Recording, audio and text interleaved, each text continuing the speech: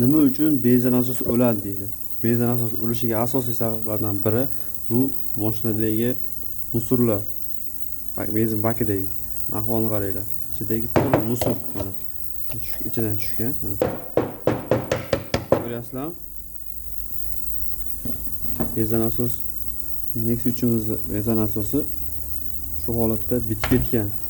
Bunga sababi benzin quyilganda suvallashib qolgan bunga. Hozir bakdagi holatni ham ko'rsataman.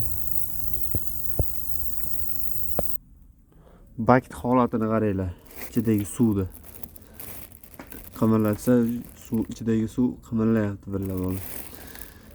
Bu holatda benzin asos ponni sistemani qilib yiqqan bilan uzoq xizmat qilmaydi.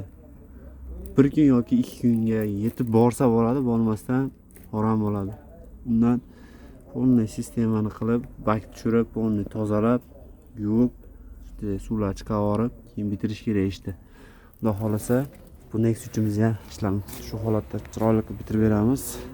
Sizlarda ham muammo bo'lsa, aloqaga chiqib kelaverasizlar. Benzin quyayotganda ishonchli joydan benzin quydirishinglarni tavsiya qilamiz.